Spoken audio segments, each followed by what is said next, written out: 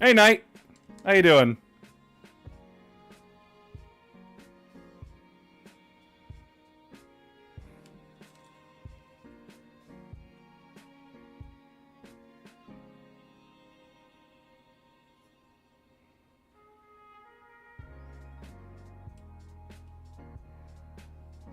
I'm doing all right.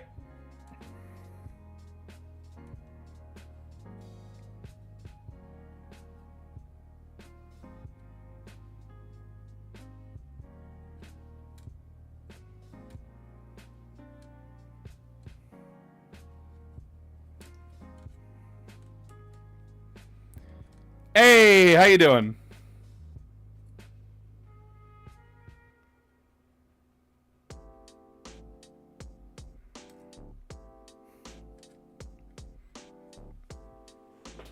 Ugh. Oh my god.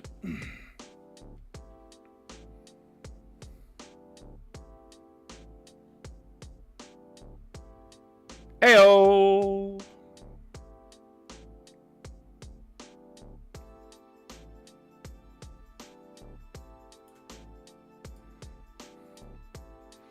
Hey.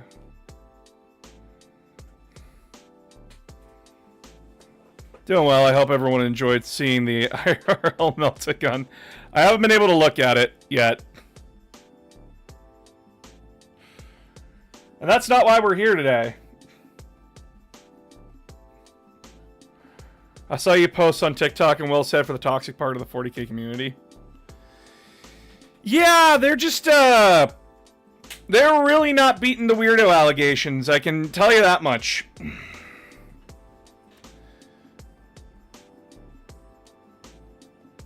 Posting videos on the server. Oh, God. Don't know if I can, don't know if I'm allowed to show it, so I'm just gonna watch it.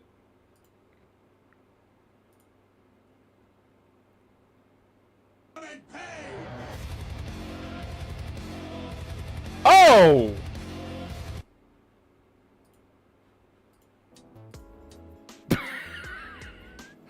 That's a flamethrower!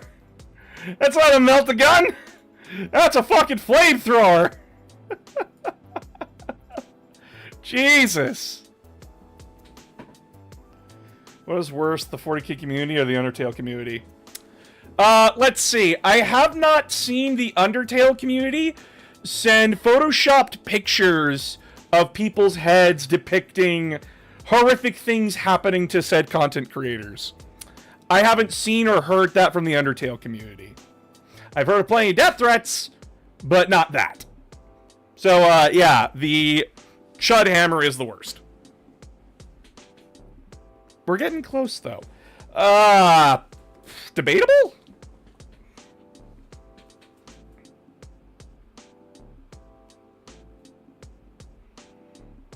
Hi, Aramis!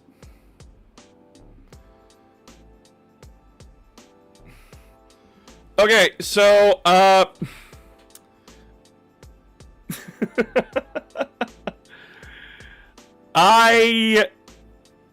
did a thing today. And that was, I went out and got red primer.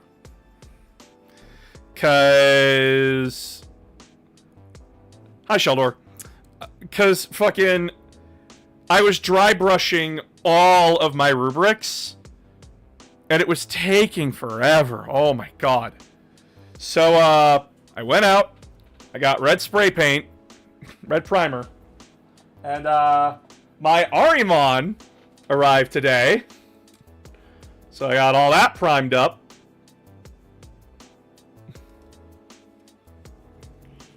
But, I did a head count on how much Thousand Sun infantry I have. No Zangors. I have one squad of 30 cultists. And a few of the Terminators are not in this room. They're out on the table in the living room. But,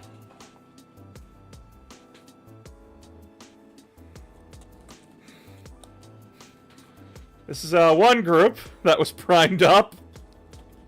This is one group. It's so red. It's so red.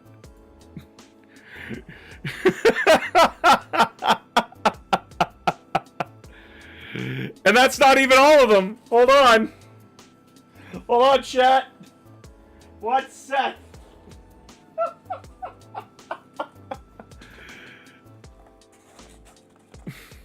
Holy ball!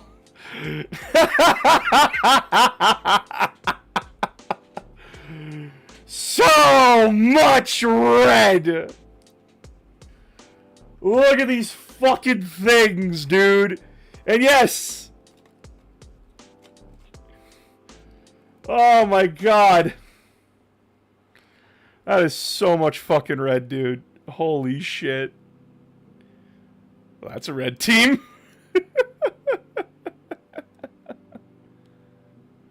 This is one debt to society later. Hey, Aramis, thanks for the sub. But so while I was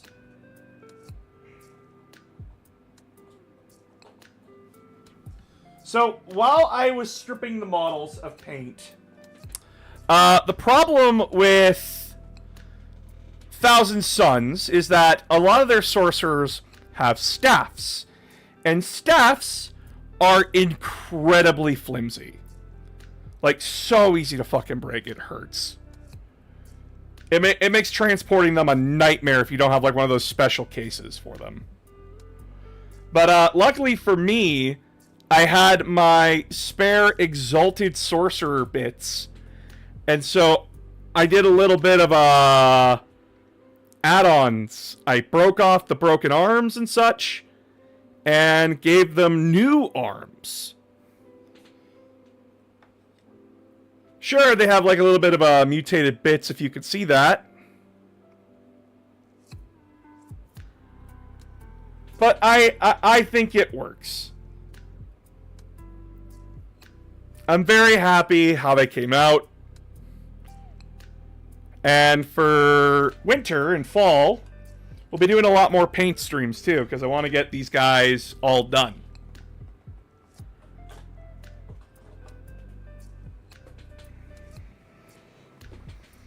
And we have a new Ahriman as well, because my last Ahriman exploded. Holy shit. It was terrible. Moving can suck. Just to let you all know, moving can suck. Especially if you have Warhammer models. Not a good day.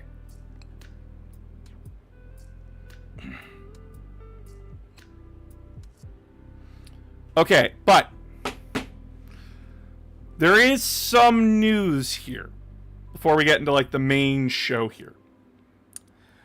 Halo 4 Community Night in the Discord is tomorrow. Normal time, 6 p.m. Mountain Standard.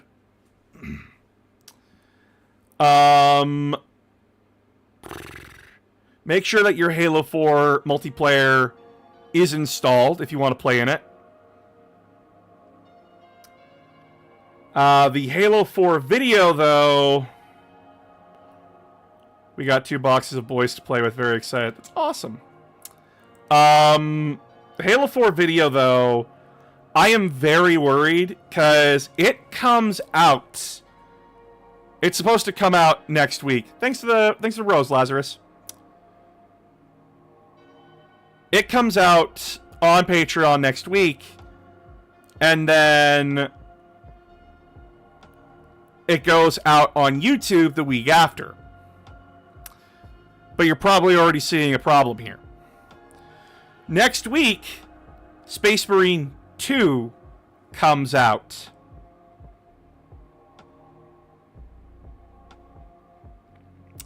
Space Marine 2.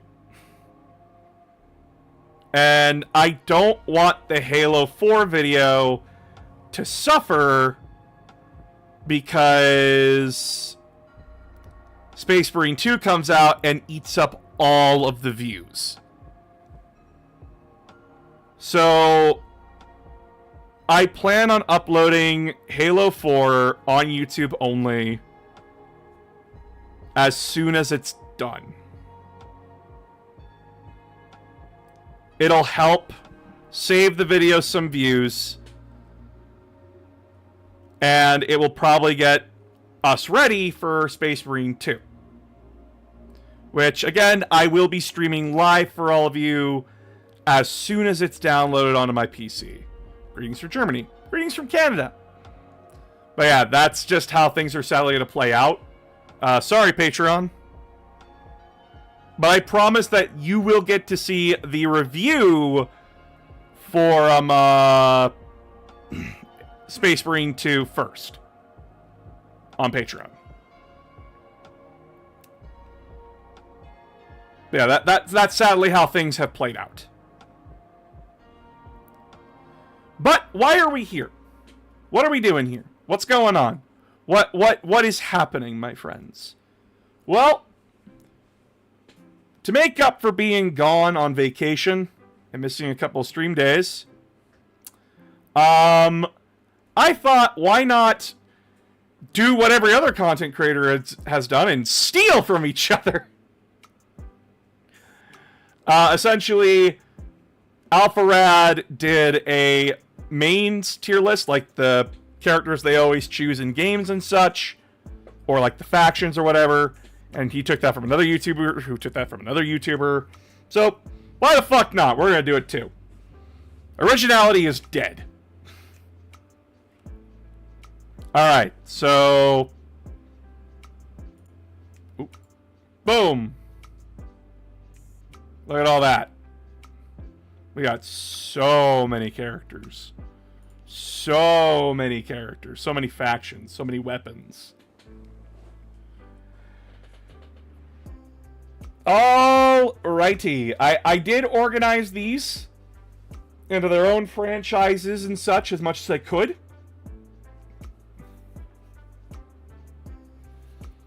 And I tried to remember as much as possible when coming up with this list. I probably forgot so many characters. Probably. Most likely. But life is all about the now. So that's a lot of pixels. I don't know how you're watching this, so like I can zoom it in.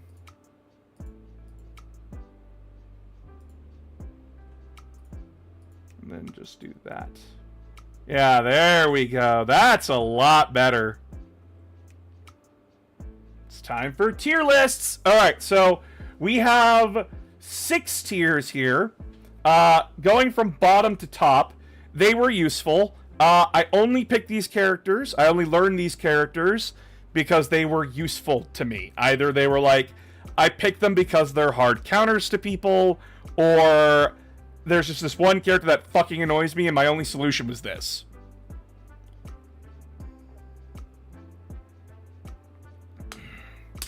Want to learn more. I have a genuine curiosity after playing them, and I do want to learn them more, or I wanted to learn more, but never had the chance to. We do a bit of trolling. These are characters that I choose when I'm not taking the game seriously, and I'm just fucking about. I think they're neat. I just think they're neat. I picked them because they're neat. I like them a lot. Self-explanatory. Always pick. These are my always picks. This is always my first option. So, we're going to start in the realm that I am extremely familiar in, Warhammer 40k. So, starting with the Ultramarines, I like them a lot. I like them a lot. I think they're fun. I think they're very flexible. I like their characters. I like the Ultramarines. Though I do not play Ultramarines, I play a subchapter of theirs called Wardens of Macragge. I still like my Ultramarines. I like them a lot. Thousand Suns. I just showed you what I was doing. I just showed you what I was doing with them, right? Yeah. 77 models stripped of their paint and repainted. That's how much I love these guys. That's how much I treasure them. That I'm willing to do this. That I'm willing to put myself through hell, strip the paint from, like, the old paint from them, and put the new shit on there. Like, fuck! Black Legion. I think they're neat. Black Legion is very much like Ultramarines, but just Chaos Space Marines. I think they're neat. I think they just pretty cool. They're made up of like every other Renegade Force or Traitor Legion there is, which like knocks them down a little bit because it's just like they're everybody. It's a pot that you just kind of throw everybody into for the Black Legion. I still think they're neat. World Eaters.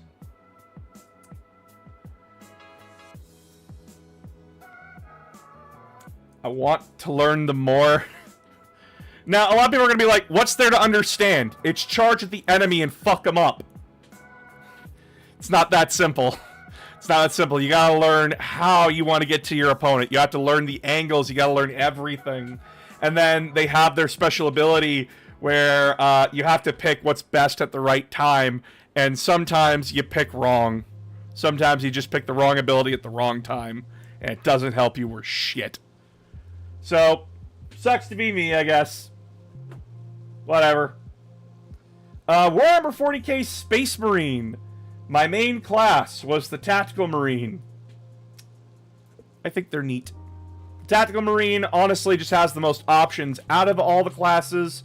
In Space Marine 1, the other two classes only had 3 fucking options for weapons.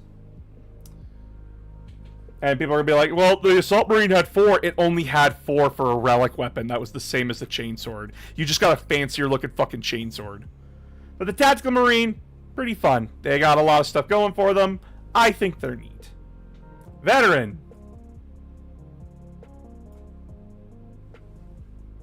I do not like being the center of attention in Darktide.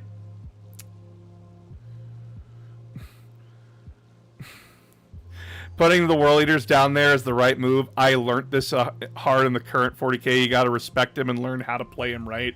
They aren't just Unga Bunga. No, they are not. They are not Unga Bunga mode. They will die very fast if you're not smart with them. But yeah, Veteran. I do not like being the center of attention. I do not like being stuck in the melee of bullshit. And I do not like blowing up my head. Plus, like, you get a fucking bolter. You get, like, the really cool Elysian lasgun. Hell yeah. Alright. Named characters that you can play in Warhammer 40k that I own. Abaddon the Despoiler. Like him a lot. I like his stuff. He's got good weapons. He's got good stats. He's got good abilities. He is always a very fun thing to bring onto the table and a very dangerous character. He can hand out a 4+ invulnerable save to anyone within 6 of him. He's a little bit of a bastard, and I love that. Love Abaddon. Even though I think his Legion is just neat, I like Abaddon. I like him a lot. Gulliman. He's my favorite Primarch. He's my favorite Primarch. But in Tabletop 40k right now, he's not the best. He's not the best. But he's not meant to be a combat Primarch. Whether it be in Horus Heresy or in 40k, he's meant to be a support character. He makes your entire army better at capturing objectives and playing the fucking game. But, like, he can really only squish, like, smaller elite units and infantry and, like, basic vehicles. Anything bigger than that, he really struggles with. Magnus the Red. Oh, baby, you know he goes up here. You know he goes up here. Since I have learned that in 10th edition, you can fire off all of your shooting attacks, all of them, instead of just like picking one and going from there.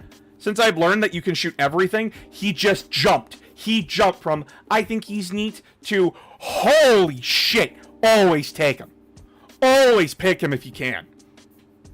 If you're going into a tournament with Thousand Sons, you do not leave home without Magnus.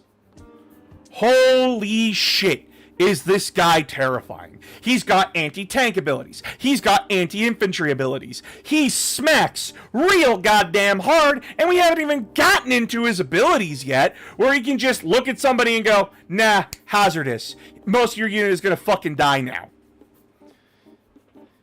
I legit never see a Thousand Sons game without Maggie. You never do. He is amazing. Holy shit. Love Magnus. Great model. Great fucking 10th edition glow up. Oh my god. And funny thing is that, like, I played him in 8th edition. He was okay in 8th edition. He wasn't the reason I won, like, my very first tournament. But, like, he was good. And then 9th edition shat all over him. Ghazghkull Mag Uruk Thraka. We do a bit of trolling here. We do a bit of trolling with him. I play orcs. There are two ways that I play orcs. There's the, I'm here to win, and I'm going to show you that I can do it with orcs. Every time that I've done that, I come either third or second in any tournament that I played in with my orcs. But if I'm bringing Ghazghkull Mag Uruk Thraka, I'm there to drown you in bodies and have a laugh. I do not care if I win. I do not care if I get shot off the table. I'm just here for a laugh. Gazzy's there just for the hilarity of having a big fucking guy coming up and going like do do do do do do do do. Love him. Ahriman, I bought a new model for him. What the fuck do you think? I love Ahriman. He's my favorite character out of all the Forces of Chaos. He's my absolute favorite. In fact, Magnus, all of you, get back there. Get back there. I love Ahriman. I'm not even ashamed of my bias here. I love this dumb fuck. He always fucks up. He always gets himself into shit. He always thinks he has a plan, and the plan gets pulled out from under him, and he has to act on the fucking fly. He's a very fun character to run. Oh my god, he is absolutely amazing. I love him. And 10th edition Ahriman right now, he's pretty good as well. He adds one to the wound roll for your rubrics. So you put him like a squad of flamethrowers, and then you just watch as like they torch everything in their way. And then he has a special, like, his psychic attack is a sniper attack, so he just has like a shadow that pops up and stabs you in the back. It's really cool, really fun. Love it. Free Doombolt for you, sir? Yes, free Doombolt. Alright. I think Karn is neat. I think Karn is neat. He is still the murder tornado that you know and love. It's just that he's gone from being I smack everything really hard to I smack infantry and monsters really hard. He struggles against tanks now. But, like, he's neat. He's neat. I like him. I think he's neat.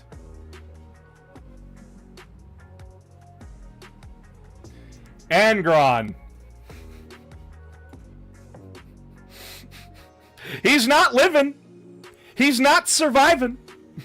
And that's the point. I want him to die. He either dies and he's off the table just to come back later, or he's tearing everything up. I don't care if I lose. I have Angron. I'm here to laugh at you trying to kill him. We're having a bit of a fucking laugh.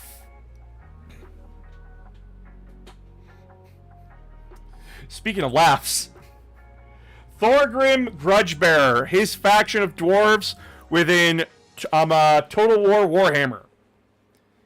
He's a fucking dwarf that's being carried. And he has a giant fucking book. It goes in the book, motherfucker. Are you kidding me? That shit's great. That shit's hilarious. Oh, wait, no.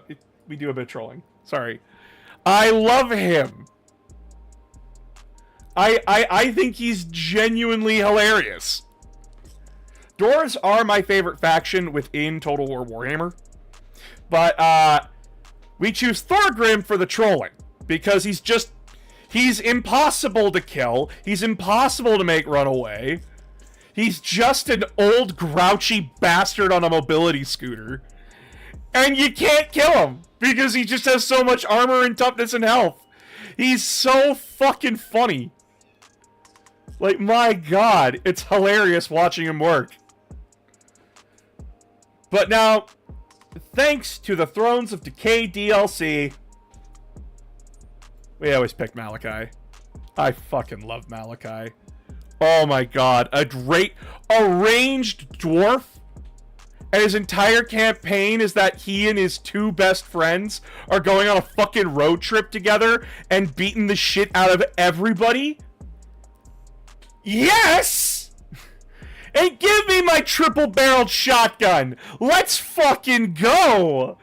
Oh my god, I love him. Not to mention, least of all, Zeppelins. This motherfucker came packed for war with Zeppelins. Are you kidding me? Not only do I get to basically laugh as my balloons kill everybody, but if my plan goes awry, I can just say like, well, that was very Hindenburg of me. Oh my god, I love Malachi. I love him so much.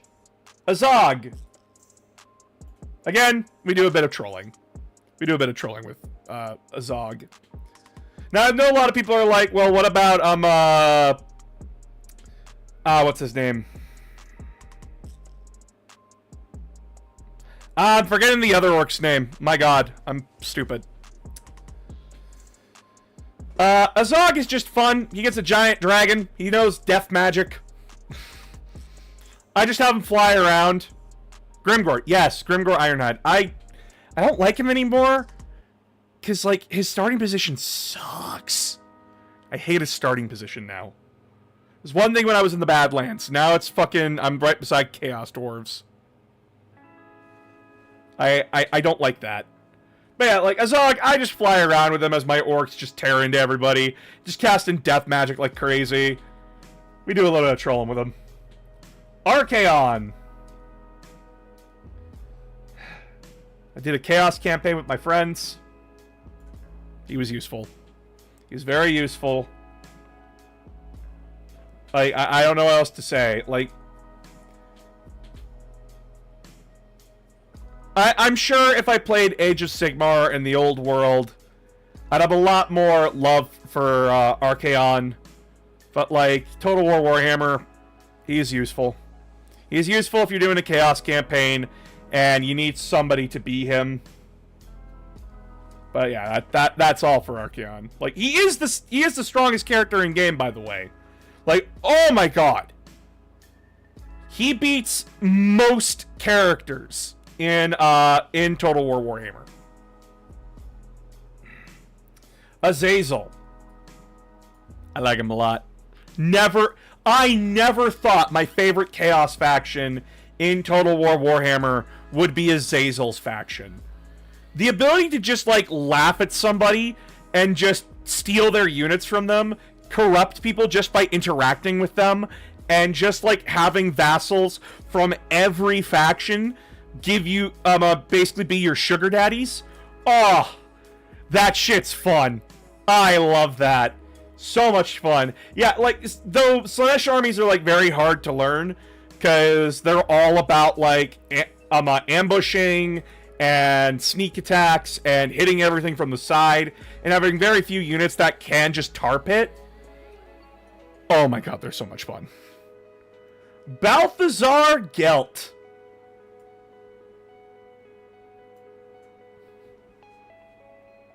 Welcome to Astaria, gentlemen. I love artillery. I love Balthazar. I always pick him if I can. Yeah, his starting position now sucks, but like, come on. It's fucking Balthazar Gelt. Alright, Blood Bowl. This is going way back to the past. I got into Blood Bowl during COVID lockdown. And my local group got everyone a copy of Blood Bowl 2. Including me, and we ran tournaments during lockdown because we had nothing else to do. And I came to love 3 teams within that game. First off, the team that I always pick because it's hilarious. Hi, Gabriel. The Nurgle team. The only time I like Nurgle. Nurgle team has a special ability where they have a 3x3 grid around each of their players. And if anyone is standing within that grid, they take a -1 to catching, passing, and throwing. Because I'm so fucking disgusting. And I love that. I did not win with this team. I came like 3rd to last with this team. But just having a team where I was given all of my warriors tentacles to make it even worse for people. I got a Beast of Nurgle too. It was great. Oh my god, I love them so much. Orcs. I think they're neat. They're a very basic team. They're not very good at catching or passing the ball. They're very much like, I just want to punch the thing out of the way and move on. That's pretty much it. Lizardmen. I want to learn them more. The advantage of Lizardmen is that, yeah, they get like 2 really good beating units, but that's not where you should like invest yourself in. It's the skinks. It's the smaller lizards. Because the smaller lizards have dodge, they have better passing abilities, and really good catching abilities. I wish I had more time to learn them back during COVID lockdown. Because playing with them was very fascinating. And that your skinks could be relied upon where your bigger boys can't. And sometimes getting the bigger lizards wasn't always the best idea. But yeah, that's all the Warhammer. That's all Warhammer. Now we move on to Smash Bros. Kirby. Kirby was a N64 Melee Brawl. Like, he was my main in a lot of stuff. So, like, we always pick Kirby. We always show Kirby the love that he deserves. Like, come on. It's Kirby. I love him. Fox. He was always a counter pick. Always, he was just useful. Just very useful. Had very good stats all around. No matter what the game was, he was just always a good pick. Mario. I think he's neat. I did not start playing Mario.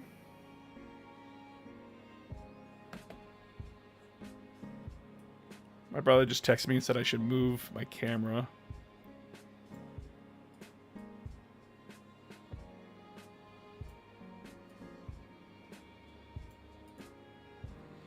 There, happy? Fuck you.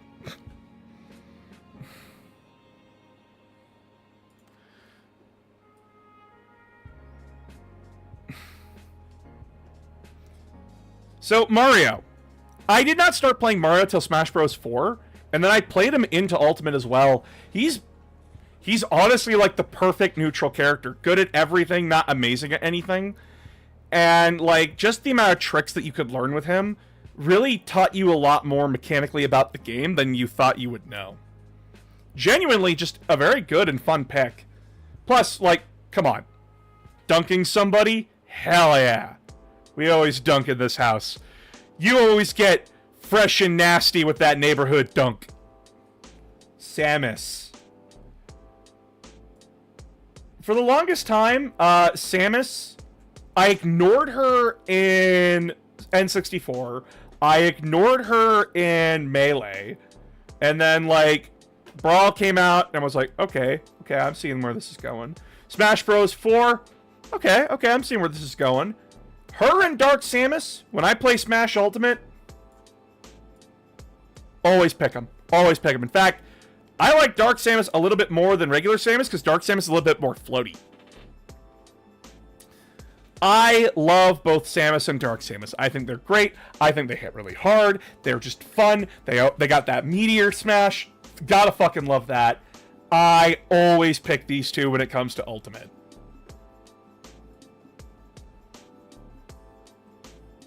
It's King DDD. It's King motherfucking DDD. Are you fucking kidding me? We do a bit of trolling with DDD. That's it. We just do a bit of trolling. Lucas. I like him a lot. I like Lucas a lot. He's got a lot more damage than Ness, but the trade-off is that a lot of his stuff is shorter range than Ness's. But I like Lucas. I think he's a better Ness. Genuinely, I think he's better. Plus, being able to freeze your opponent off the side of the map is hilarious. Mega Man. I like him a lot. Blue Bomber. Good shit.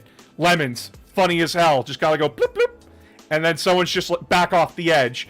You got fucking Saw Blades. You got fucking Hard Knuckle. I'ma knuckle your asshole with Mega Man. You can't get any better than that. Lucina. I think she's neat. She was my main in Smash 4, but then, like, she took a massive nosedive when it came to Ultimate. But I still like her. I still think she's neat.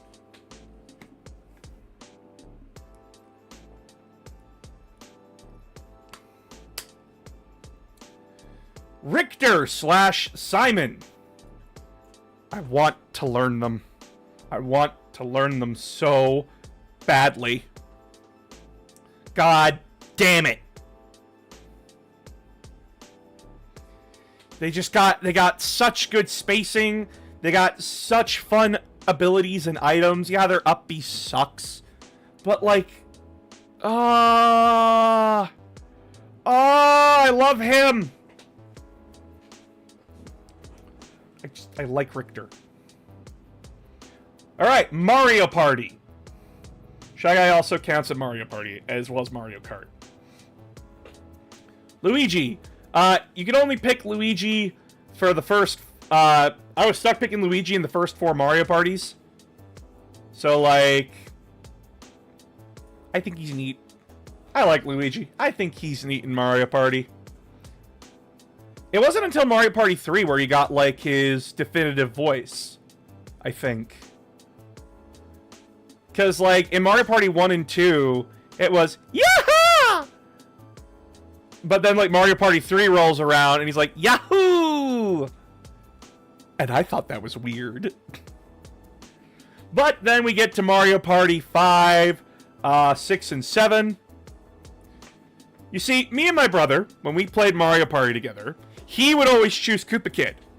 He would always choose Koopa Kid. I always chose his sidekick, Boo. I like him a lot. I like Boo very much a lot.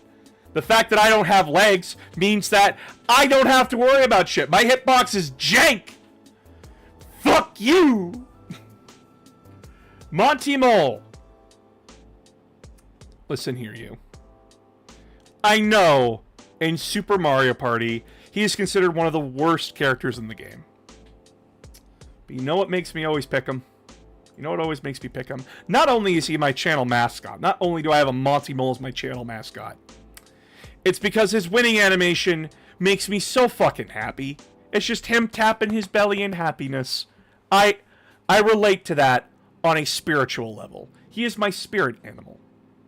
In fact, that's how much I like Monty Mole. That's how much of a spirit animal he is to me. He goes above Thousand Suns. Shy Guy. I like Shy Guy. I like the noises he makes. I pick him also for Super Mario Party. Like, him and Monty Mole are my mains in Super Mario Party. His dice in Super Mario Party is good. His stats in Mario Kart is just like, he's a small character and I like small characters. Only Arimon surpasses the mighty mole. Yeah, I like my fuck up. I like my fuck up more than I like my mole. But yeah, like, Shy Guy, I like him. He's just like that perfectly neutral character for me that, like, I know I can always gravitate towards whatever game we're playing. And I know I'm always going to have a good time with him. And he sounds funny. I love him. King Boo and Petey Piranha. So, King Boo, I always pick King Boo when it comes to Mario Kart 8. He is my new main. I am so happy they put him in the game. He's the reason now that I'm perfectly fine playing heavy characters in Mario Kart. And Petey, we just do a bit of trolling with him. He's a pretty funny guy. Nix, hi! Hi, how you doing? Missed you. But yeah, Petey, look at this motherfucker. This fucker doesn't even have eyes. How does he see? I love him. He's stupid and I love him. Dry Bones. We also picked him. In the DS game, no one knew this, but he gets a tank. His cart in the DS game is a fucking Abrams tank. It's the slowest vehicle in the game. It's a tank, what did you expect? But, like, come on. That's funny. Rob. He was the fastest character in Mario Kart DS. Why was he the fastest character in Mario Kart DS? I don't know. Why was the toy that was included with the Nintendo Entertainment System a playable character in Mario Kart DS? I don't fucking know. But he was there and he was useful. You want to win Mirror? You play him. All right. Legend of Zelda Hyrule Warriors. I've only ever played the first one. And I had 3 mains. First was Ganondorf. This is my favorite version of Ganondorf. I think he looks sick. I think he looks badass. Step on me, please, Grand King. Like, what? He's got twin blades! What the hell? How do you make Ganondorf, a guy who, like, every time I looked at him, I'm like, he turns into a pig, go from 0 to 100? I fucking love Hyrule Warriors Ganondorf. I think he's the funnest and best character in the game. Volga. I think he's neat. He's a Dragon Knight. He can turn into a dragon. What else do you want me to say? Impa. I like her a lot. I like Impa. She's got like a giant Nagatani. And she just like, yes. Ninja. Love her. Great. Awesome. Very, very good at controlling the board. Alright. So, you probably don't know these two. These two are from the DS game, Advanced Wars Days of Ruin. Essentially, it was the guys who make Fire Emblem's other game series. And this is like a more futuristic sci-fi military strategy game, following like the same rules as Fire Emblem. But instead of like weapon advantages or like magic advantages, it's just like infantry, tanks, bombers, aircraft, fucking seacraft, all that kind of stuff. General Forsyth. I think he's neat. In the game Advanced Wars, your commanders have special abilities when you put them into units, and they have to charge up those abilities by getting kills. Forsyth does not have an ability. Instead, he gets a CO zone, so like an area of effect, that increases his unit's damage by 15%. So, like, he's got a 5x5 grid around him. And it's amazing. He just, like, oh my god. He's not the best character in the game. There is far better than him. But, like, having that 15% damage increase just for being in his zone, and him being so cheap to put into a unit, yeah, put him into a war tank, watch him go. Brenner. He's essentially the main CO for the good guys. His special ability is that he can heal units 3 HP points on the battlefield. Yeah, the downside is that it costs money to do it. But after you activate your ability, you also get a 15% damage increase and defense increase when you go into the field after you've used your ability. So, like, you get a turn of just heal all your guys and be really hard to take down from there. So, come on. Alright, Sonic Adventure Battle 2. Me and my brother played this game a lot. Mostly the Chao Garden, but when we played, like, the Versus mode, and when we raced each other, he'd always pick Shadow or Metal Sonic. We always picked Sonic. We always picked Eggman. We always picked those two. Alright, but now Sonic and Sega All-Stars Racing.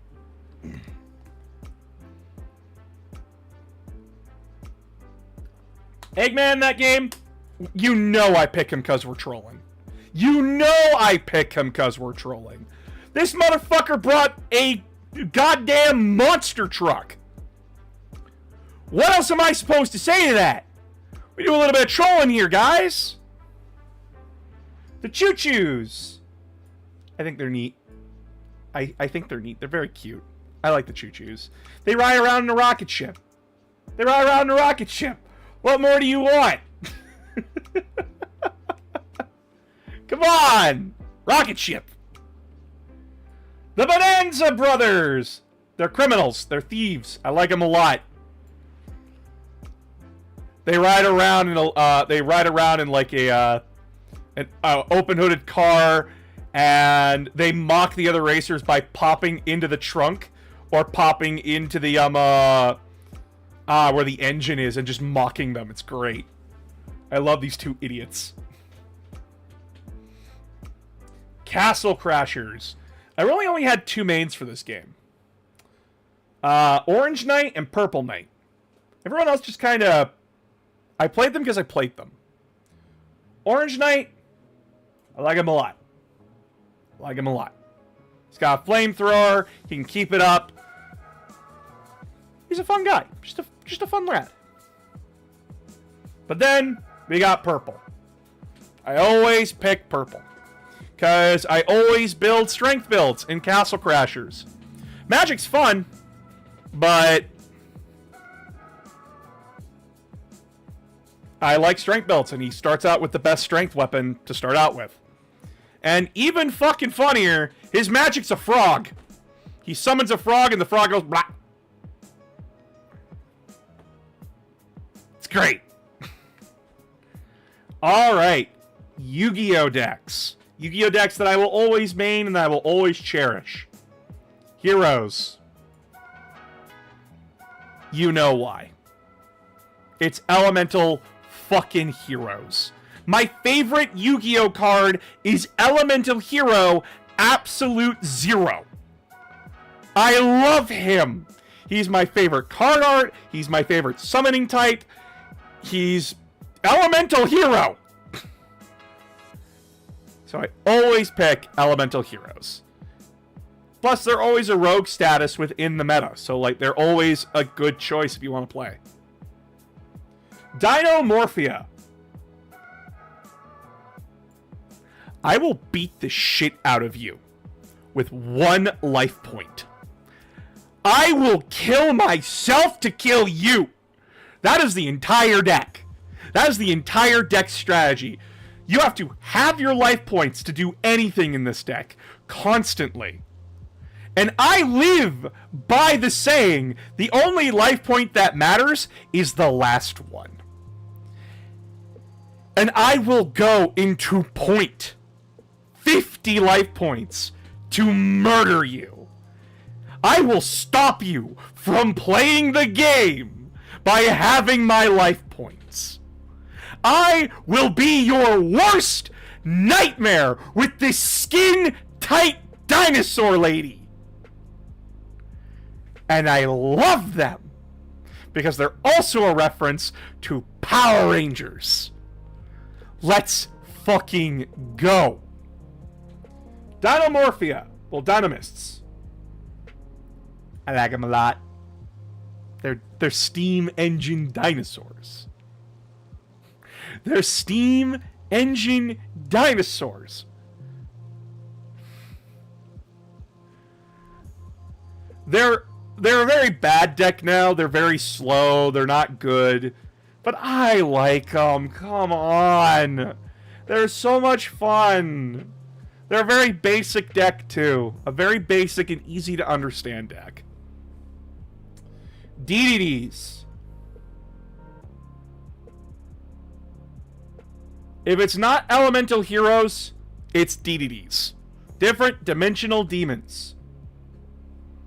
I like different Dimensional Demons. Like I said, I love deck strategies that hurt me. I have to hurt myself to hurt my opponent. Because it makes me feel like I'm a part of the game. It makes me feel like there's actual risk to playing the game instead of just losing. But I can lose myself. I have to keep all the factors on the board in check. And plus, I like the idea that I have to make dark deals with dark, deep, demonic beings to get what I need. I think that's a fun game mechanic. So yeah, I like the deities. I also love that their names are based off of people from history, like Caesar, Genghis Khan, Alexander the Great, so on and so forth. I think that's great. Battletech. So, I played MechWarrior back in the day. My very first interaction with Battletech was MechWarrior Mercenary. Like, I had my family had the joystick and everything. It's great. The mech that I would always choose, because I was a little kid, I just wanted to be overpowered as shit, was the Atlas. Now, the Atlas has gone down for me in recent years. It's a very heavy mech. It's like one of the heaviest mechs. It is the poster boy of the franchise. I think he's neat. He's got a lot of guns. He hits like a truck. He can take a good fucking hit. He's slow. Oh my god, is he slow. But I have since found some new loves. Cataphract. I like him a lot. He's the only mech in the game that can do a full 360 rotation. On the tabletop, he's the only mech that can do a full 360 rotation. And MechWarrior 5, he's the only one that can do it. He's a sniper, and he's cheap as fuck. I love him. Gauss rifles all the way. But then, I found my new baby. The Marauder 2C. This thing comes equipped with particle projection cannons, medium lasers, and AC goddamn 10. What else is there to love about this hanging out in the back assault mech? That is a sniper. I adore the Marauder 2C. It is everything that I love about bipedal mechs. God, yes, give me more Marauder. Deep Rock Galactic. Yo, I always pick the soldier. I always pick the minigun. I love the soldier so much. Yeah, everybody makes fun of him because, like, oh, he's got the mobility scooter. Yeah, well, I got 6,000 rounds of ammunition, and you're going to need every last one when we do those deep dives together, asshole. You're going to need every last goddamn bullet I'm packing. Also, I don't see you, bitch. I don't see you able to get up to all those places that you need to get to. I see the scout being able to do it, and the driller? Yeah, he can get up there too, with a little bit of patience and practice. But what about you, engineer? What are you doing? You're down here with me, and I'm the only way you're getting up there. So get on the fucking mobility scooter, asshole. We're going up. Speaking of engineer, I want to learn him more. If I ever get a crew together to do more Deep Rock Galactic, I want to learn engineer more. I like shotguns, okay? Alright. So I only played the first game for the My Hero Academia game. Aizawa. I picked him because he could turn off powers and just annoy the shit out of people. Now, I love Aizawa. I think Aizawa is my favorite character in My Hero Academia. But, in the game, yeah, pick him because he can turn people down. Deku shoot style. I think he's neat. That's it. It's just Deku, but upgraded. He was like the very first piece of DLC that came out. Basically, I just picked Deku. All Might. I like him a lot. He hits hard. He fast. He hit hard. It's All Might. Put a damn smile on your face.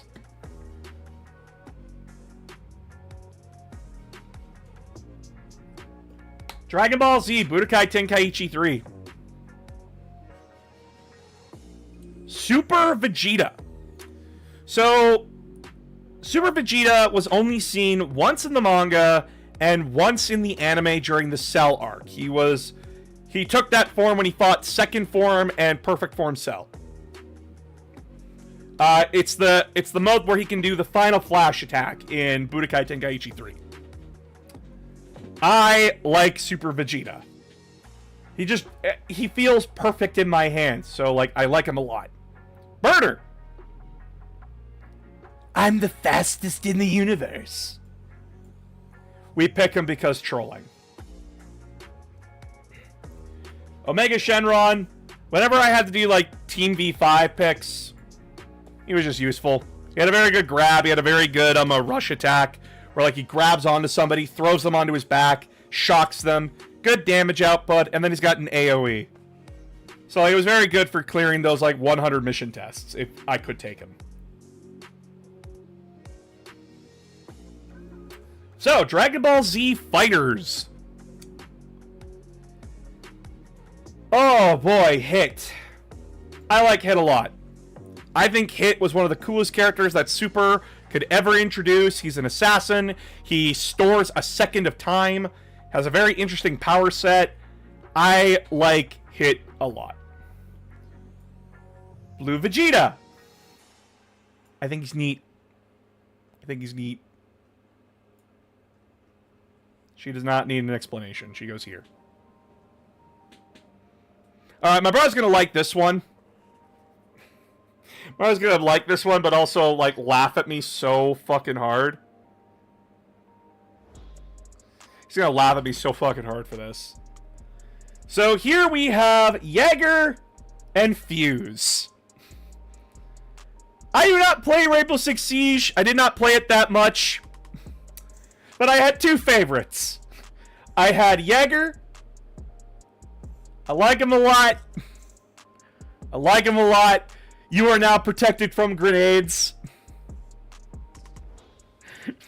I could also just make alcohol jokes with him. Yo, you need a Jaeger? You are now protected from grenades. That's literally the only reason. I don't know the mechanic. I don't know, like, the competitive scene at all. I don't care. But, like, if I'm ever, like, to play Rainbow Six Siege at all, like, there's a reason, like, somebody gives me a good reason to play it. Jaeger. And then there's Fuse. We do a bit of trolling with Fuse. You pick Fuse if you don't want to win. You pick Fuse if you don't want to win. The amount of times, like, Fuse is known as the hostage killer. He is a part of the team trying to get the hostage out of the situation. And then if you're not careful, if you don't know the map, and you put his breaching charge on the wall, he will kill the hostage 9 times out of 10. And he's a psychopath. He will stare you dead in the eye, light the fuse, and walk away. We do a bit of trolling here. Same with Bastion. I pick Bastion to annoy people. Well, I picked Bastion to annoy people when I played Overwatch. So yeah, Bastion, we choose him to annoy the fuck out of people.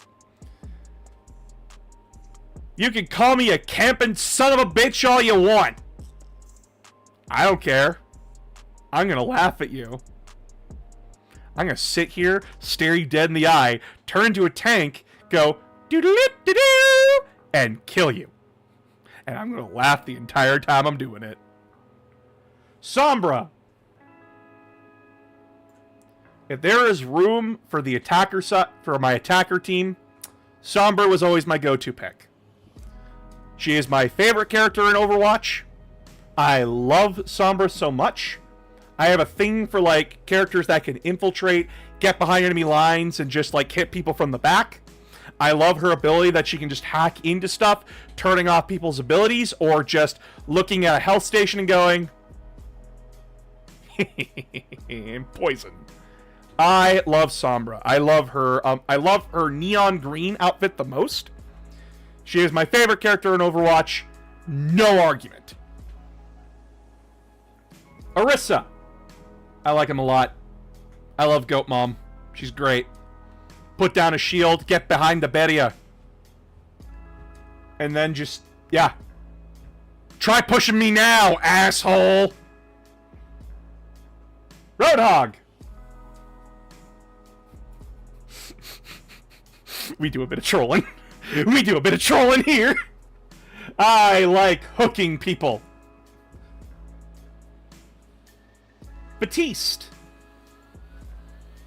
He was the only medic class that I actually enjoyed playing.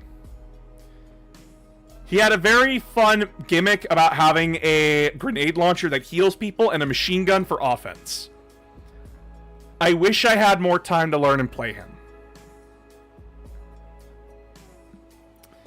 But yeah, I like Baptiste. I think he's cool. Wish I had more time. TF2. So, Spy. Again, we do a little bit of trolling here. The idea of just infiltrating behind enemy lines, using the Dead Ringer and everything else. God, yeah, no, love being a little bitch with him. It's great. It's hilarious. God, Spy was fun. Demo Man. We always pick Demo Man. I used to hate Demo Man, but then I genuinely sat down. I was like, okay, why do I not like him? And as I played him more and more, It was like I finally saw the code. I finally saw everything, the angles, all that shit. And all the stuff I was doing with him, oh, I felt like I found my soulmate in a video game. He is amazing. And yeah, like, people build him for, like, demo night, and demo night's fun, but just grabbing the grenade launcher, popping it around a corner and getting, like, 3 kills.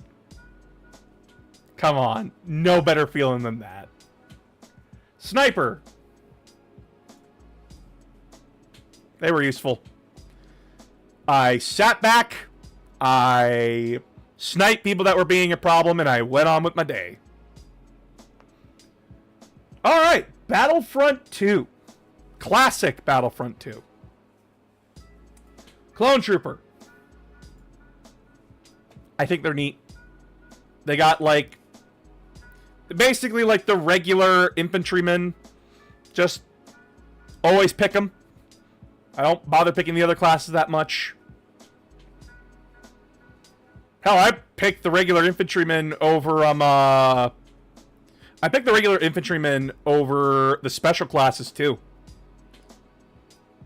Jetpack Trooper? What's that? Infiltrating Bothan? Don't care. Droideka? You're gonna have to face 4 fucking grenades, Droideka. Engineer.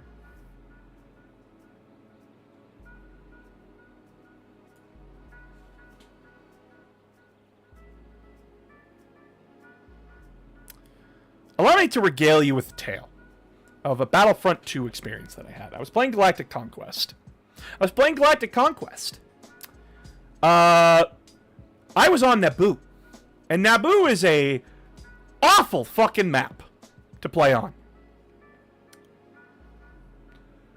All my team was dead. I was the only one alive.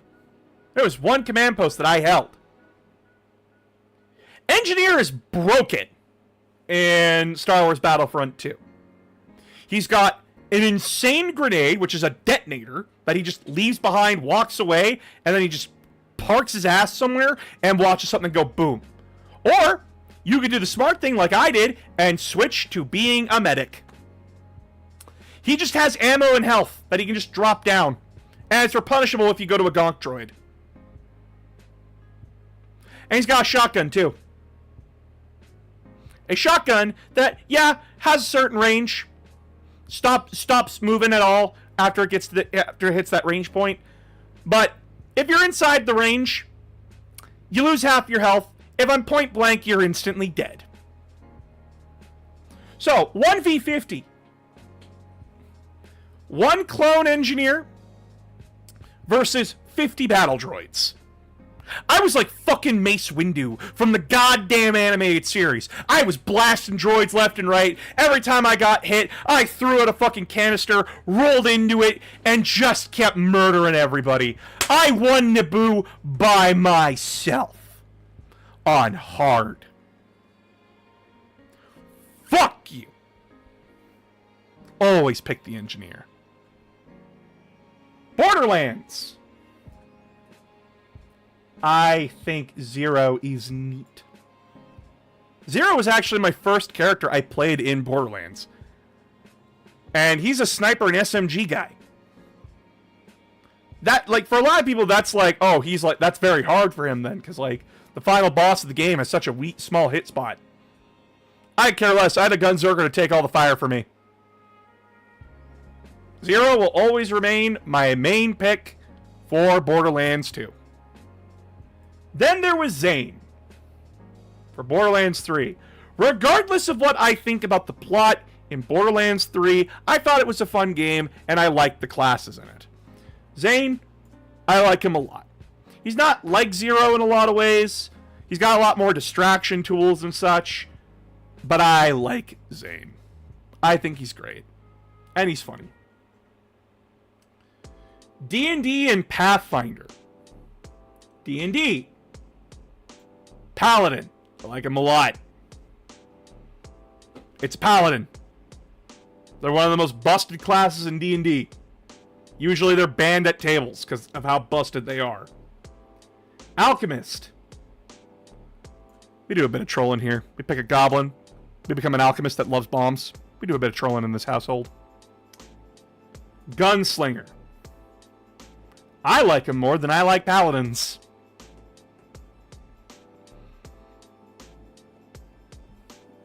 What do you want from me? I have a gun. I got a black powder rifle. I love it. Banned? Who the fuck bans classes? That's wild to me. The problem with Paladin is that, the problem with Paladin is that they kind of do... They're better fighters at the end of the day. They can self-heal. They can cast magic. Like, they're a better sorcerer and fighter and cleric and bard. That's 4 people. Like, that's 4 classes. And just... You feel like a god. And then people are like, oh yeah, but you have to stay to your oath. Do you know how easy it is to stick to your oath? Do you know how fucking easy it is to stick to your oath? So goddamn easy.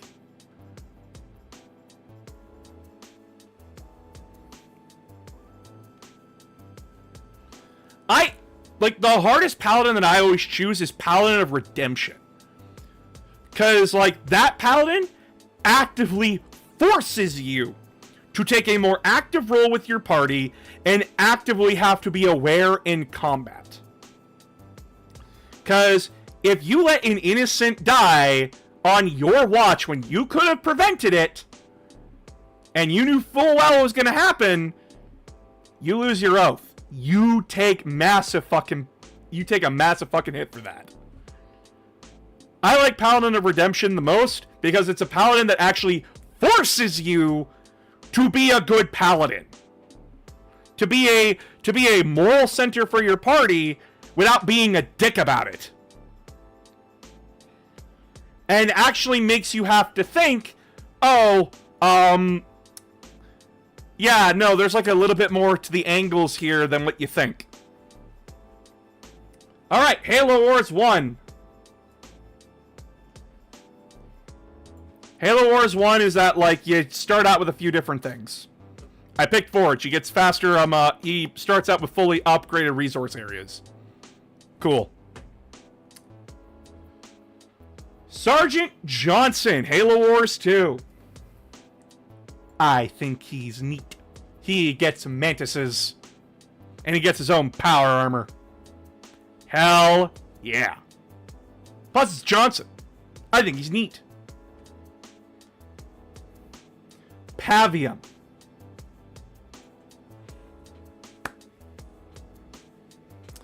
The man is the epitome of my strategy whenever I'm playing strategy games. Defense is the best offense. He's got artillery buildings. He's got transports to defend his troops. He's got tons of support abilities that keep him and his team in the game. And one of the best abilities in the game, which overdrives your resource points. So you produce resources at a faster rate at the cost of taking a 10-second slow penalty when the ability is done. It lasts 50 seconds. Fully upgraded. I'll take 10 seconds of slow resources for 40 seconds of pump those numbers by 5, please.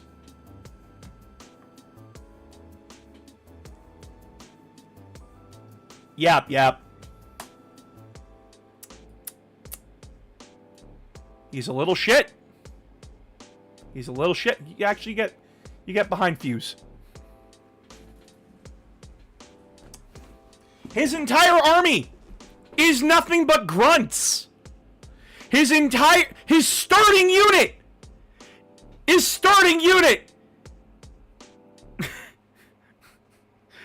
nothing but unarmed grunts.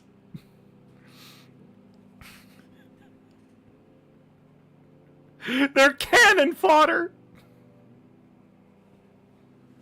You pick him for the laughs. And his entire shtick is that you bombard the field with methane. You fart all over the goddamn field, and it makes your grunts stronger. What the fuck else do you want? That is genuinely hilarious. Black green.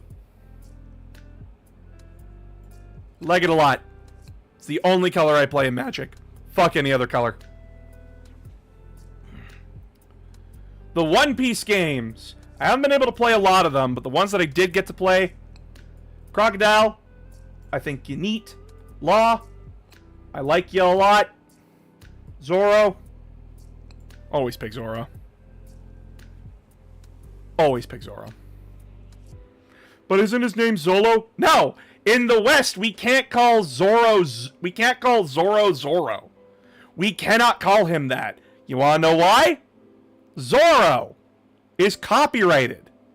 So, when they brought over One Piece to the West, why his name is Zolo in all the English dub manga and everything is because of a copyright dispute. So, yeah, sorry. Fucker.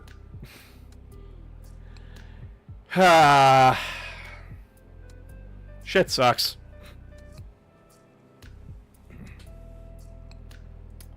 Alright, League of Legends. When I played League of Legends, I played this with my brother. Sometimes he'll ask me to come on and play with him because he just feels like it. And I'll just gravitate to the people that I'm used to. The game's changed so much that I'm a fucking idiot when it comes to the game. But I have my favorites. Twisted Fate. I like him a lot. He used to be always picked for me, but due to a lot of stuff that's happened, he went down the list for me. I like him a lot still. He's still my favorite character in League of Legends, but he's not an always pick, but I like him a lot. Caitlyn. I think she's neat. Listen, you build a lifesteal build with her and you just watch her go. It's hilarious. My brother and I played a game. He's like, "Listen here, announcer. You're gonna pick Caitlyn. You're gonna pick Caitlyn. You're gonna go mid lane and you're gonna do lifesteal. You're gonna follow this exact build that I tell you to, and then you're gonna understand why." And I followed his instructions to the letter. Funniest fucking game I ever played. I 1v3 3 people. And I came out with 75% health. No mana, but 75% health, which made me laugh. Thresh. We do a bit of trolling here. Now, I picked Thresh, so that way, like, if my game's going bad, and I know, like, I'm having a bad day, I just asked my brother, "Hey, could you take over for me with Thresh while I go to the bathroom or do stuff?" And he goes, "Yeah." And then I come back and he's already won. So we pick Thresh for a little bit of trolling.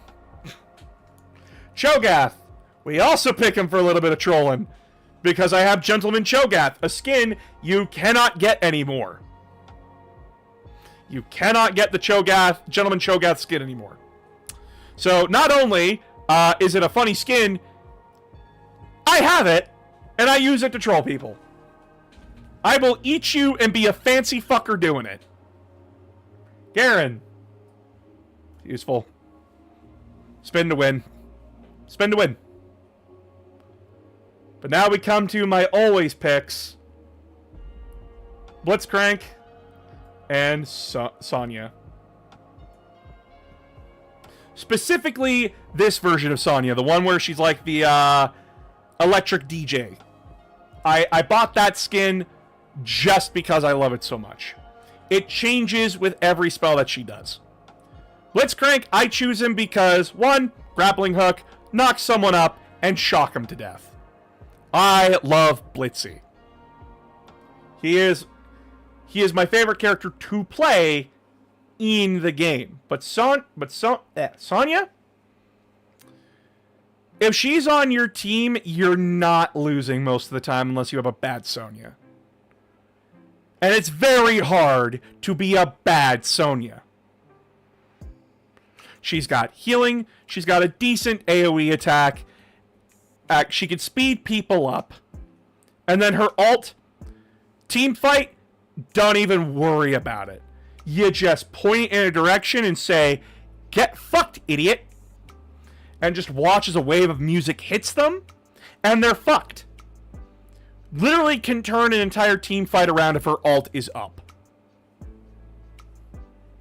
Love these two so much. They are my always picks if I ever play League of Legends. Pokemon.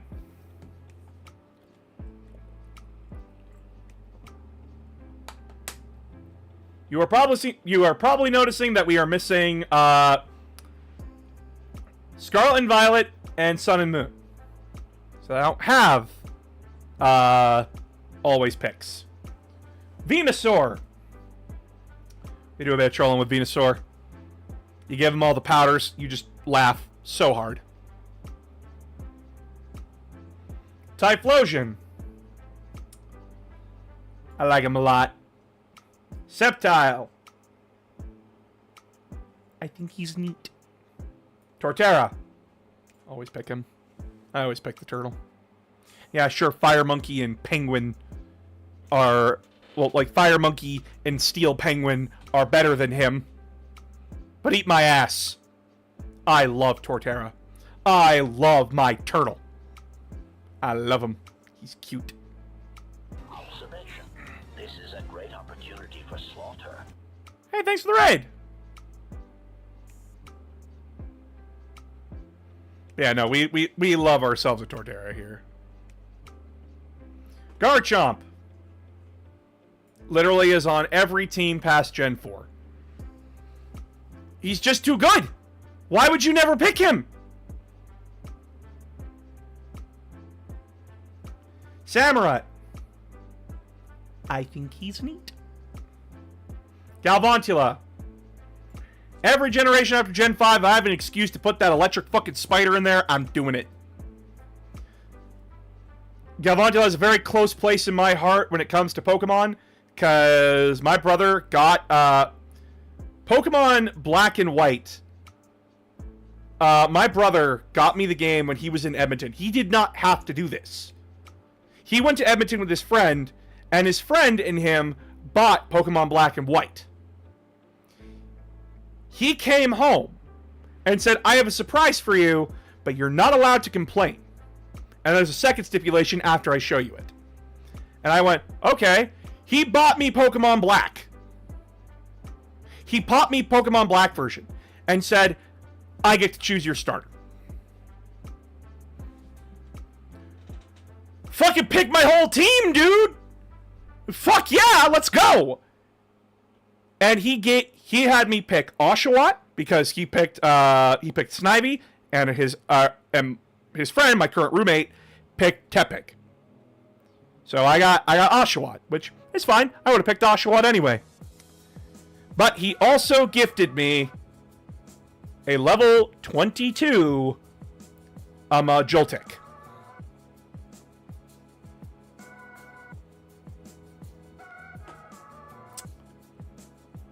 One of the greatest Saturdays of my life. One of the greatest Saturdays of my fucking life. Chestnut. Do a bit of trolling with him. He's got a grass shield that blocks everything. You hit the grass shield with a physical attack, you take damage. Get fucked. Everyone's like, Chespin's the worst. He looks ugly. He's stupid. Fuck you. He's a mole. And I love him for it. And we do a bit of trolling with him too. Grass fighting. Let's go. Cinderace. Fast fire type that hits hard. What more do you want from me? He's useful. Get off my ass. Alright, Pokemon trainers.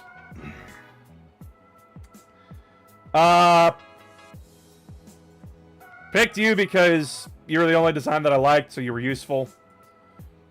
I think he's neat. Lucas, I like his design a lot. The black and white protagonist, always pick. Always pick. I like the black and white protagonist designs. Always pick them. Pokemon X Girl, always pick. I like her a lot more than the other guy. Sword and Shield, I just like the Scottish lady swearing at people. That shit's funny. Fire Emblem Fates and Fire Emblem Three Houses. These are the characters that I always brought with me for various reasons. Orochi. I think she's neat. I accidentally romanced her. I accidentally romanced her in my first playthrough. I accidentally romanced her in my first Fates playthrough. And I learned to really like her and appreciate her. She's fun.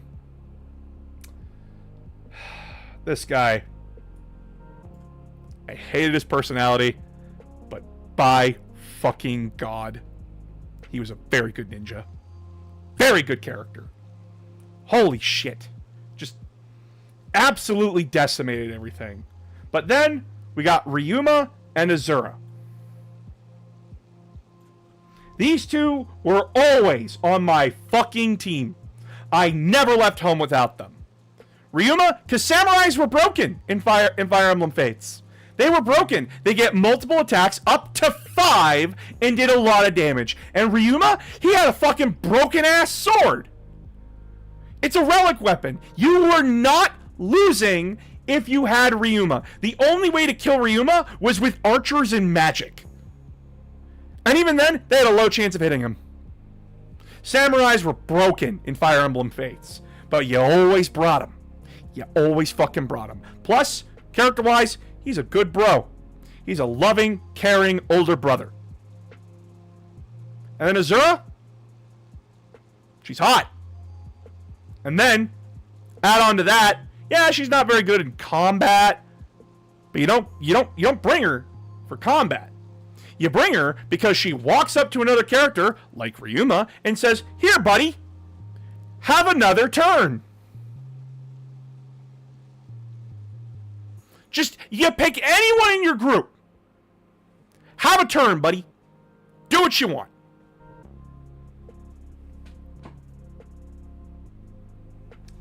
And you get her in all versions. All of them. She's stupid. And I love it. She already made an easy as fuck Fire Emblem game fucking far easier. And then she made the Conquest campaign tolerable. Alright. I forget these characters' names. I remember Hilda and Bernadette. I don't remember these two's names. But I always brought them with me. Hilda? You bring her because trolling. She is the best fucking melee character in the game. You don't choose Golden Stag, she's gonna make you fucking regret it. She's got a very high luck stat and a very high damage stat. Hilda, Lythesia, Bernadetta. Okay. Lythesia. But yeah, no. Hilda's hilarious. Lazy fucking shit person. But funny as hell. You just give her an axe, you point her in a direction and say, "Over there, please." And then she murders it. And then she comes back saying, "Make me fucking nachos." And you go, "You want jalapenos on there or no?" Hell yeah, baby. Alright, and this is Lythesia. Lythesia is a good spellcaster. I always brought her with me. I think she's neat. Bernadetta. I like her a lot. I romanced her in my Golden Stag playthrough. I stole her from the red dorm. I brought her to the yellow dorm. Mine. And then it didn't help that she reminded me of Phoenix. It does not help that they reminded me of Phoenix. So, not only was I picking what I consider best girl, but I married best girl, well, best person in real life. So, bro, what is this tier list? All the characters that I made. For various reasons. I like him a lot. He's got a stupid fucking bow and arrow. Instant Gibbs anything. He's useful.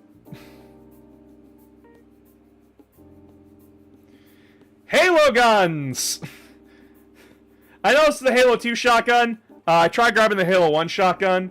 You do a bit of trolling with the shotgun. Carbine. Genuinely one of the best guns in Halo 2. Genuinely. Yeah, sure, I know the battle rifle's far better, but I like the carbine. Yeah, sure, it gives you a little bit of radiation every time you fire it. Every time you reload it, you get a little bit of that cancer sauce. But I don't care. I like the Covenant carbine from Halo 2. Always pick it. Energy sword. You all know fucking why. You saw the Halo 3 clips. I don't lose with the energy sword. I don't lose. We picked the energy sword because it's my best fucking weapon in Halo. And I don't lose with it. Specifically the Halo 3 version. The DMR. It's an always pick the DMR in Halo Reach. Always pick it. It's got good damage, got good range, got good ammo. Yeah, sure, Bloom's a bitch. But I love it. The Saw. I think it's neat. It is my favorite gun in Halo 4. And every time that it's around, I main it. Because it's fucking neat. The last two things here. We got Light Break, which is just representing the great swords, and Heavy Bowgun. Now, chat. I am an idiot. I am so fucking stupid when it comes to Monster Hunter. It is very hard to read that game. But you give me a giant sword and tell me, here's the 3 rules of the giant sword. Break the armor, like get on the monster and break the armor.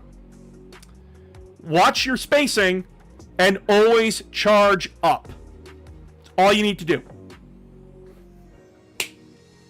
Yes, sir. Yes, sir. I will beat the shit out of that monster with this giant exploding sword. Lightbreak is the second best sword in Monster Hunter world. And during COVID lockdown, that was my goal. That was my weapon. That is the weapon I brought to the war. I love Lightbreak. I earned that shit. And it was brain dead. It, like, playing Greatsword, it can feel brain dead. But then I was called the best Greatsword player by many of the teams that I joined, because guess what? Greatsword has a bit of a downside that it staggers anybody nearby that gets hit by it. So you can accidentally knock your teammates out of their combos, ruining their combo game and fucking over the match. Like fucking over the monster hunt. But they, like every time, joined a party, they were like, oh, a great sword main. And then they were like, what the fuck? This great sword main's actually paying attention to what his positioning is? What the fuck? What the hell? Because the only thing I need to do is know where the hell I am, know where my teammates are, and beat the shit out of the monster? Down. Awesome. Great. Let's do this. No monster survived. And last but not least, when Monster Hunter Rise came out, I challenged myself to do one of the hardest classes in the game. Not the hardest, one of the hardest. And it's not hard because gameplay. It is literally just playing Halo, but Monster Hunter. I picked the hardest class to figure out and organize. And I like it a lot. Heavy Bowgun is a class that I like a lot. And it let me build a new appreciation for bowgun users. Because you have to think about your ammo supply. You have to think about what kind of gun you're going to make. What kind of gun are you bringing into the battle? Oh, because sometimes you have elemental ammunition, but sometimes the monster you're going up against isn't that resistant to that element type. So you have to switch up your guns, and then you have to re-switch your whole build to build with that gun. There is so much meticulous planning that goes into light and heavy bowguns. It let me have an appreciation for them. And yeah, it's a resource management at the end of the day. when it comes to bowguns. You gotta have your ammo ready. You gotta have your supplies ready, so that way you can keep filling up your ammo count, because you're blowing through that ammo real fucking fast. But I had a lot of fun playing Rise with the heavy bowgun. When I stopped playing Rise, the best heavy bowgun that you could bring was the Gorham Golem shotgun.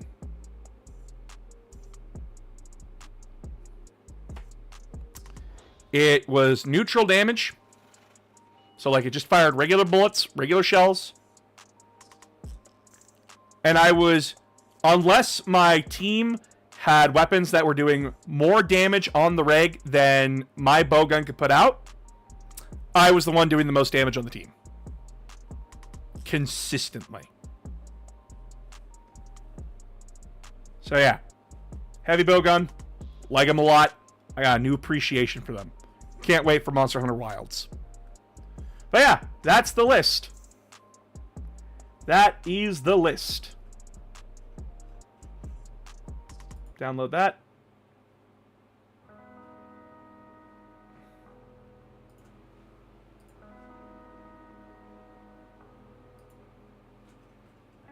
But yeah, that is my mains list. What was the point of this exercise? Well, to go through mains that I could remember off the top of my head. Talk about them. Go through them with you all. And just stream for the night.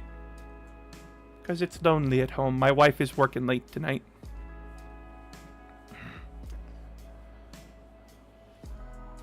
But yeah, thank you all so much for coming. Do not forget, everybody, Halo 4 Community Night tomorrow. If you're not part of the Discord server, get in the Discord server so that way you can join in if you can.